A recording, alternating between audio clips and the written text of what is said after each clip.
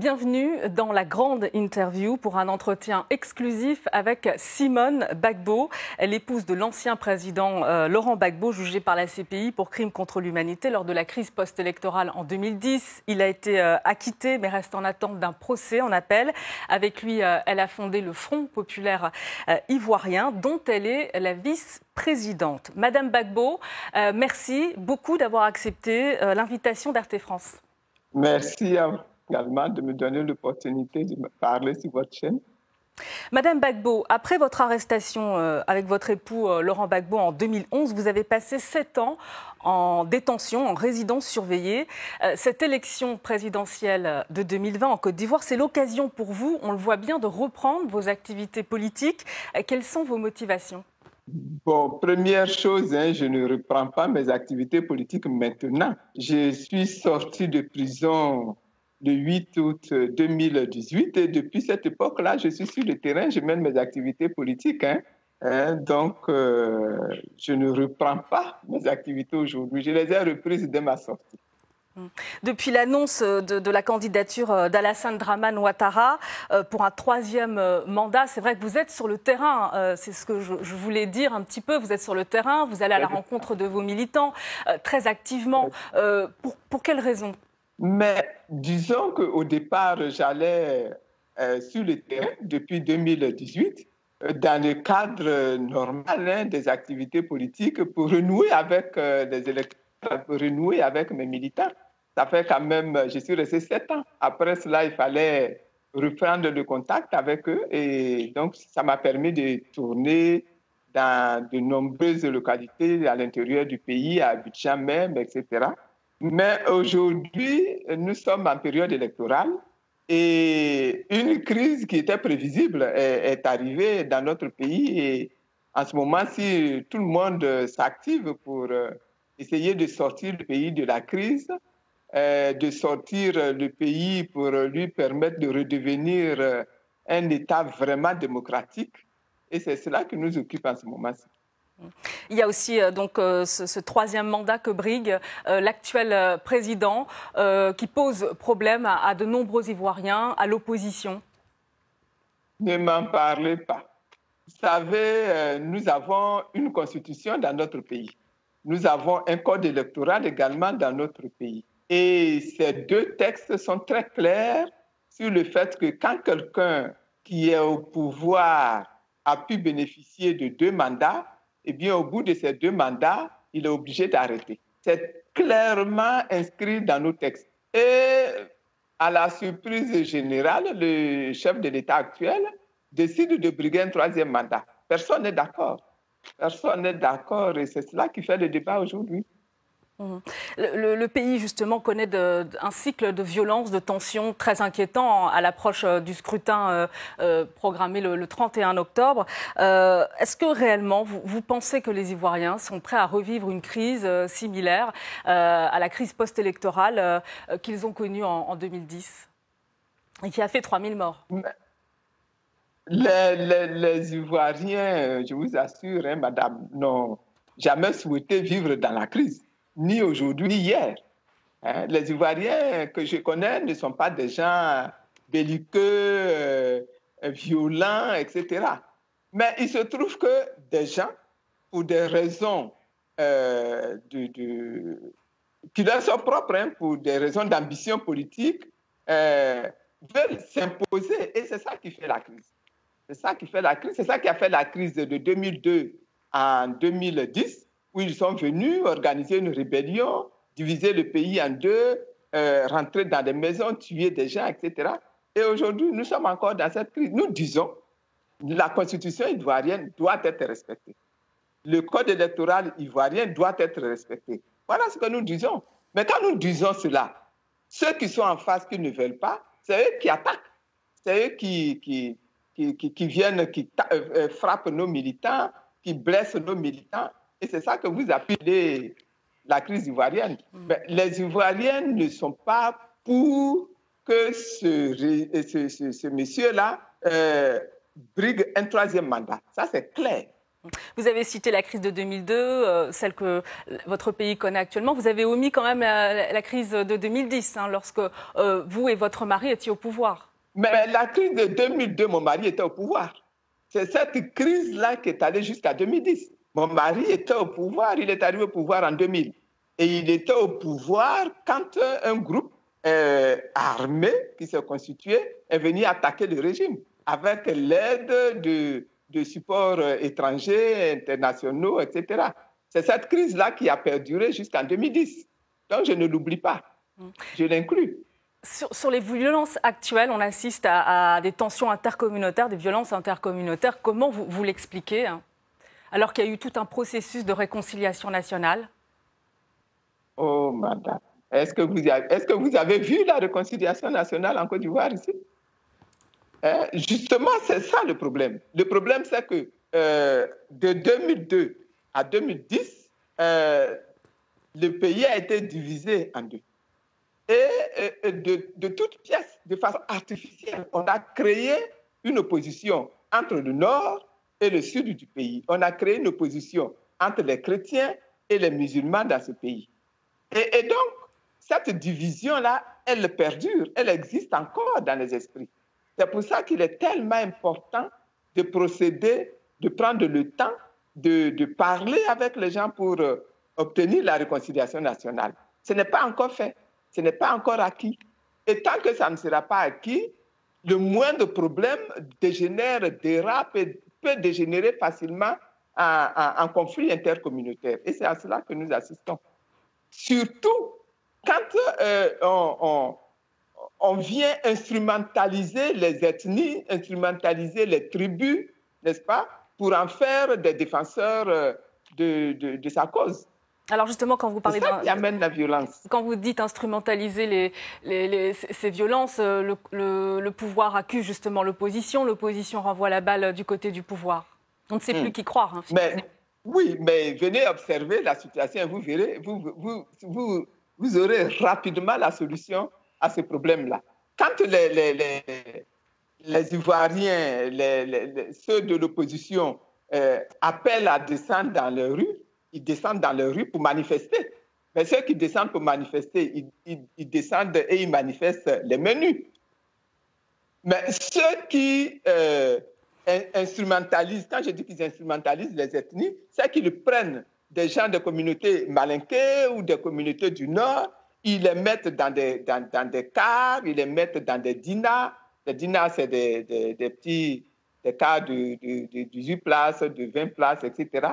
Et il les mène de ville en ville pour attaquer les manifestants, attaquer les marcheurs avec des machettes, avec des couteaux, hein, et qui blessent les gens, qui poignardent les gens, qui égorgent même des gens. Ils procèdent à des enlèvements d'opposants, etc. Pendant ce temps, le pouvoir lui-même, avec ses policiers, avec ses gendarmes, avec ses juges, procède à des enlèvements, procède à des arrestations. Voilà. Alors, la violence, c'est nous qui la subissons. Ce n'est pas nous qui créons la violence. Madame Gbagbo, est-ce que vous maintenez... Ce sont des choses que vous pourrez constater facilement, hein, en observant un petit peu la situation dans le pays. Vous en tirerez vous-même vos propres conclusions. Madame Gbagbo, est-ce que, comme l'opposition, vous maintenez votre appel au boycott actif et à la désobéissance civile pour le scrutin présidentiel du 31 octobre? Bon, alors, je voudrais là encore préciser quelque chose. L'opposition n'a pas appelé au boycott. Nous n'appelons pas du tout au boycott des élections du 31 octobre. Nous disons qu'il ne faut pas qu'il y ait des élections parce que les conditions pour tenir des élections justes, transparentes, inclusives ne sont pas réunies. Et que tant que ces conditions ne sont pas réunies, il n'est pas correct et il n'est pas juste que nous tenions des élections dans cette nation. Sinon, nous sommes les enfants des élections. Nous voulons des élections. nous voulons un scrutin présidentiel en Côte d'Ivoire, mais pas dans les conditions actuelles. Mais le pouvoir n'a pas l'intention, de toute façon, de reporter ce scrutin. Et il y a dans l'opposition, certains appellent leurs militants à empêcher les opérations de vote. Est-ce que vous lancerez un appel dans ce sens également à vos militants? Moi, je me suis associé à l'appel de la désobéissance civile. Et je pense que tout ce qui doit être fait pour que ces élections-là soient reportées et que l'on s'asseye pour régler les problèmes, il faut le faire. Et c'est pour ça que même grâce à votre micro, je réitère ma demande à ce pouvoir qu'il organise rapidement, qu'il reporte les élections, parce que maintenant c'est trop tard, et qu'il organise rapidement une table ronde pendant laquelle les questions vont être mises sur la place, sur la table et vont être traitées. Que les listes électorales là soient auditées. Que le découpage électoral s'établisse de façon consensuelle. Mais s'il n'y a pas de report de l'élection, opposition de l'autre. Madame Gbagbo, s'il n'y a pas de report de l'élection, quel sera votre message aux militants? Il ne peut pas avoir d'élection aujourd'hui. Il ne peut pas avoir dans ce pays d'élection aujourd'hui. Et si la situation dégénère? Il faut que le pouvoir l'entende. Il faut que le pouvoir le comprenne. Qu'aujourd'hui, là, si nous voulons que la sécurité revienne, que la vie des Ivoiriens soit préservée, il faut qu'il reporte ces élections-ci et que l'on s'asseye et que l'on discute comme des adultes et que l'on traite les questions qui sont à traiter. Et si la situation dégénère, Madame Gbagbo, est-ce que vous assumerez? Ce sera la faute au pouvoir. Mais est-ce que l'opposition assumera sa part de responsabilité si la situation dégénère? Quelle est la responsabilité de l'opposition dans cette affaire? Quelle est la responsabilité de l'opposition dans cette affaire? Mais tout dépend du sens que vous donnez à la désobéissance civile, Madame Gbagbo. Est-ce qu'il est prêt? Est-ce que le pouvoir est prêt à entendre ce que l'opposition demande depuis des mois, je dirais même depuis des années, parce que moi, je suis sorti de prison en 2018, mais depuis 2018, cette question-là est sur la table. Aujourd'hui, demander au pouvoir de prendre ses responsabilités pour une fois, de faire en sorte que les gens puissent manifester sans qu'ils viennent être agressés et qu'ils convoquent cette table ronde pour que les gens s'asseyent, que les gens discutent. Tant que les gens ne seront pas assis, que les gens ne discuteront pas, il y aura des problèmes dans ce pays. La CEDEAO, la communauté des États d'Afrique de l'Ouest, demande à l'opposition de renoncer à son appel au boycott et à la désobéissance civile. Que lui répondez-vous? Je reprends dans ma réponse ce que je vous ai dit tout à l'heure. L'opposition n'a pas appelé au boycott. L'opposition demande que les élections soient reportées et que l'on s'asseye et que l'on traite les questions qui concernent l'organisation de ces élections. Si la CEDEAO vient dans ce pays, que ce soit pour traiter cette question. Si la CEDEAO n'est pas capable de traiter cette question, alors qu'elle reste chez elle. Madame Gbagbo, on va marquer une courte pause et on va poursuivre dans un instant. Restez avec nous sur RT France.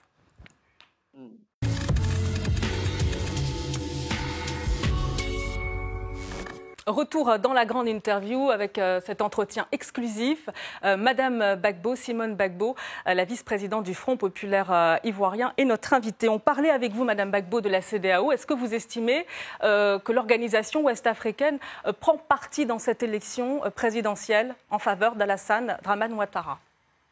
Moi, je pense que, vous savez, la CEDEAO, c'est une grande institution qui rassemble tous les pays africains de l'Ouest. Quand il y a une crise comme cela et qu'elle intervient, ce qui est légitime, il est bon qu'elle ait le courage d'entendre chacune des parties et de dire ce qui est la vérité et de dire ce qui est le droit, de regarder où est-ce qu'il y a des fautes. Et d'apporter. C'est vrai que chaque pays est souverain et donc la CEDEAO même a un pouvoir d'action qui est limité à cause de la souveraineté de chaque État. Mais quand elle vient intervenir pour aider à régler un conflit, la première chose qu'on va lui demander, c'est le courage de regarder la vérité en face et de dire la vérité. Dans ce cas-ci, là, je suis malheureusement, je suis désolé, mais la CEDEAO est déjà venue et intervenue à plusieurs reprises dans ce débat-ci que nous menons. Et la CEDEAO ne nous a pas beaucoup aidés parce que les prises de position là ne sont pas fondées ni sur la justice, ni sur le respect même de nos textes, ni même sur le respect même de ce qui est nos valeurs en Afrique. Donc, je suis un petit peu désolé de constater cela, mais je trouve que c'est pas... Alors, pour revenir au troisième mandat d'Alassane Dramane Ouattara, j'ai une question, puisque Laurent Gbagbo, il a dirigé la Côte d'Ivoire presque 11 années, de 2000 à 2011. En quoi, finalement, la candidature de Laurent Gbagbo, qui a été déposée par ses partisans et rejetée, elle aurait été plus légitime que celle du président actuel ? Mais la Constitution ivoirienne dit que quand vous êtes au pouvoir, vous devez faire 2 mandats. M. Gbagbo n'a pas fait 2 mandats. Il a fait 1 mandat et au moment où il voulait organiser les élections pour le 2e mandat, il y a eu des débats, il y a eu une rébellion dans ce pays et la vie politique ivoirienne a été bloquée pendant 5 ans. Il a fallu beaucoup de négociations, beaucoup d'entre-gens, etc. Et puis finalement, les élections ont été organisées en 2010. Mais en 2010, quand les élections ont été organisées, les résultats ont été proclamés et au lieu de laisser M. Gbagbo faire tranquillement son 2e mandat, il y a eu l'intervention militaire de la France et de l'ONU pour imposer au pouvoir M. Alassane Ouattara. Donc M. Gbagbo n'a pas fait 2 mandats. Voilà, c'est juste ça le problème. Vous demandez l'amnistie et le retour de Laurent Gbagbo, qui est toujours à Bruxelles, en attente d'un procès en appel depuis son acquittement par la CPI. Est-ce que vous avez pu en discuter avec le président Alassane Ouattara ? Non, moi je n'ai pas discuté avec le président Alassane Ouattara, mais l'opposition lui a posé des problèmes. Le parti lui a posé des problèmes. Voilà. Ce n'est pas moi en tant qu'individu qui suis... Alors pourquoi ce retour est impossible ? Ah, ça, c'est à M. Alassane Ouattara qu'il faut poser la question. C'est pas mais à votre avis ? Moi, mon avis, j'observe qu'ils ne veulent pas le laisser rentrer et je ne comprends pas pourquoi. Il n'y a aucune raison pour que M. Ouattara refuse de délivrer un passeport à M. Gbagbo. Il n'y a aucune raison qui puisse justifier cela. Donc, bon, c'est à eux qu'il faut plutôt poser la question. Vous pensez qu'il y aura des négociations, des conditions qui seront posées à ce retour et puis peut-être une amnistie ? Moi, j'aimerais bien voir que quelqu'un veuille imposer des conditions à M. Gbagbo pour son retour en Côte d'Ivoire. M. Gbagbo est un citoyen ivoirien. Il a été déporté à La Haye pour un procès qui est unique, un procès qui n'aurait jamais dû se tenir nulle part dans le monde. Et ce procès s'est tenu. Et à l'issue de ce procès, il a été déclaré non coupable, acquitté et avec la possibilité de retourner chez lui. Pourquoi est-ce qu'on va venir lui imposer des conditions? Moi, je ne comprends pas. Alors, il y en a d'autres qui attendent leur retour. Il y a Charles Blé Goudet et puis il y a aussi Guillaume Soro. Sur Guillaume Soro, précisément, est-ce que vous vous êtes réconciliés? Est-ce que vous lui avez pardonné? Parce qu'il a joué un rôle quand même important dans votre chute en 2011. Ah, il a joué un rôle extrêmement important et extrêmement grave. Ça, lui-même, il le sait. Mais moi, je suis prête à pardonner. Moi, je n'en veux à personne. Je suis prête à pardonner. Donc, je n'ai pas de problème particulier avec lui. Mais lui, il aura un problème avec les Ivoiriens. Oui, parce que même si on lui pardonne, on lui demandera quand même lui-même de présenter, de demander pardon aux Ivoiriens et de faire en sorte qu'il y ait réparation de tout ce qui a été commis comme Guillaume Soro, dommage. Qui est l'ex-chef rebelle. Vous avez été condamné à 20 ans de prison pour atteinte à la sûreté de l'État. Vous avez été amnistié, vous l'avez dit, en 2018 par Alassane Dramane Ouattara. Vous avez passé 7 ans en résidence surveillée. Parlez-nous un peu de ces années, Madame Gbagbo. Comment et dans quelles conditions vous avez vécu ces années de détention? Est-ce que vous avez pu prendre aussi du recul pendant ces années sur les événements de 2010 notamment? Bon, premièrement, je n'étais pas résident surveillé. J'étais en prison. Voilà. Mais sauf que je n'étais pas dans les locaux de la prison de Diéné, mais on m'a mis dans une villa où j'ai habité pendant 3 ans et demi à Odiéné, mais j'étais régi par le régisseur de la prison de Diéné et par le procureur de Diéné. Donc j'étais en prison, je n'étais pas résident surveillé. Vous savez, chez nous, pour que vous soyez un résident surveillé, il faut qu'il y ait un décret, n'est-ce pas, émis par le chef de l'État. Voilà. À l'époque où on m'a arrêté, il n'y avait pas de chef d'État en Côte d'Ivoire. Donc, ceux qui m'ont pris, je considère que c'est un enlèvement. Et je le leur ai dit d'ailleurs, hein, que ça a été un enlèvement et qu'ils m'ont obligé à vivre à Odiéné. Et puis après, ils sont entrés dans le processus judiciaire normal où ils ont émis des mandats de dépôt, etc., etc. Donc, je n'étais pas en résidence surveillée, j'étais en prison. Voilà. Maintenant, pendant ces 7 ans où j'ai vécu, j'ai eu le temps de beaucoup réfléchir, de soigner mon cœur, de soigner mon intellect, de soigner mon esprit et tout ça. Et donc, finalement, j'en ai tiré de grands profits. Et c'est pour ça qu'aujourd'hui, à la sortie, j'ai pu tranquillement parler de nécessité de réconciliation dans notre pays. Quand vous passez par ces épreuves-là, forcément, votre cœur en prend un coup, votre âme en prend un coup, votre esprit en prend un coup. Et j'ai passé vraiment ces années-là à soigner tout cela. Alors, pourquoi vous n'êtes pas candidate pour cette élection présidentielle en tant que vice-présidente du FPI? Vous aviez tous les atouts finalement pour mener des alliances et être la candidate du FPI. Oui, mais qu'est-ce que vous voulez que j'aille faire à être candidate à ces élections-ci là? Ça n'apporte rien d'être candidat à ces élections-ci. L'important en ce moment-ci, ce n'est pas d'être candidat. Être candidat, ça ne manque pas en Côte d'Ivoire. L'important, ce n'est pas d'être candidat. L'important aujourd'hui, c'est de se battre pour que la démocratie soit sauvegardée dans la nation ivoirienne. C'est ça qui est important. Et dans ce combat, je suis impliqué jusqu'au bout. Vous avez des ambitions pour 2025. Vous ne les cachez pas, ces ambitions. Bon, pour l'instant, là, je ne traite pas encore des ambitions. Moi, je traite ce qui est devant moi.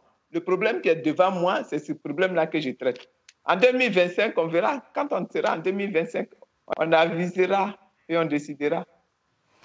Alors, je voudrais qu'on évoque l'affaire dite du braquage de la BCAO, la Banque centrale des États d'Afrique de l'Ouest, pendant la crise post-électorale de 2010, en 2011, pour laquelle Laurent Gbagbo a été condamné d'ailleurs à 20 ans de prison. Vous dites qu'il n'y a pas eu de braquage, mais plutôt, vous faites allusion plutôt à une réquisition de l'argent qui a servi à payer ces fonctionnaires. Dans ce cas, comment cela s'est déroulé? Est-ce qu'il y a des preuves de cette réquisition? Et pourquoi les États d'Afrique de l'Ouest n'ont pas porté plainte alors que cette banque, elle leur appartient aussi? Alors, vous voyez bien, lorsque le pouvoir a voulu convoquer ce procès-là contre le président Gbagbo, la BCEAO a tout de suite élevé la voix pour dire qu'elle ne considère pas du tout qu'elle a été braquée quelque part. Et donc, elle n'a pas voulu s'associer à ce procès. Voilà. Mais l'argent de la BCEAO a servi à payer les fonctionnaires, comme chaque mois. Pour réaliser les dépenses de l'État, l'argent ivoirien qui est à BCEAO est utilisé. C'est dans les choses normales. Hein? Et donc, les fonctionnaires qui ont été payés, ils sont là. Les soldes sont là, les documents, tout est là. Ça ne s'est pas fait en cachette. Hein? Mais alors pourquoi parle-t-on de braquage? Pourquoi parle-t-on de braquage? Est-ce que ce braquage a été orchestré, déguisé?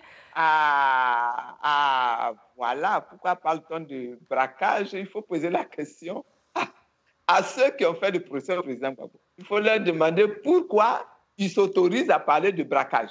Pourquoi, dans une situation comme celle-là, pourquoi est-ce qu'ils parlent de braquage? Le chef de l'État a envoyé les gens à la BCEAO chercher l'argent des Ivoiriens. Pourquoi? Parce qu'à cette époque-là, au niveau de la France, n'est-ce pas, comme au niveau des États africains qui soutenaient la rébellion, ils ont voulu imposer que l'argent ivoirien ne soit pas mis à la disposition du président Gbagbo. Madame Gbagbo, la France est restée silencieuse face à ce troisième mandat que brigue Alassane Ouattara, un silence que beaucoup jugent lourd de sens pour le pouvoir, mais aussi pour l'opposition. Comment vous interprétez ce silence? Moi, j'écoute le silence de la France. Mais de toute façon, vous savez, la France n'est pas si silencieuse que vous le dites. Hein. Lorsque M. Alassane Ouattara, en 2018, quand il a dit qu'il ne voulait plus, qu'il n'allait pas être candidat, le président français a fait un tweet pour le féliciter. C'était le 5 mars 2020, d'ailleurs. Le président français a fait un tweet pour le féliciter. Il était très bruyant. Il était très heureux que M. Alassane ait décidé de ne pas briguer un troisième mandat. Et puis, quelques mois après toutes ces félicitations-là, voilà M. Alassane qui brigue un troisième mandat. Et quand il brigue un troisième mandat, le ministre des Affaires étrangères français reprend la parole pour annoncer que M. Alassane Ouattara a le droit de briguer un troisième mandat. Alors que c'est une décision qui piétine la constitution ivoirienne. C'est une décision qui est insupportable, qui est inacceptable. Mais lui, il a considéré que M. Alassane avait le droit, s'il le voulait, de briguer un troisième mandat. Donc, vous voyez que la France n'est pas si silencieuse que ça. Hein? La France n'est pas... D'ailleurs, il y a encore une déclaration, une dernière déclaration de M. Jean-Yves Le Drian, ces jours-ci, qui revient contre la décision, contre la déclaration, la première déclaration qu'il avait faite, pour maintenant se rendre compte qu'il y a des troubles dans ce pays et qu'il faut que ces troubles-là, que l'on s'asseye et que l'on règle ces troubles. La France, elle n'est pas silencieuse. Hein. Elle n'est pas silencieuse du tout. Merci beaucoup, Madame Gbagbo, d'avoir participé à cette grande interview. Merci pour cet entretien exclusif. Une grande interview que vous pouvez retrouver en podcast sur nos réseaux sociaux et notre site internet. Merci de votre attention et à très bientôt.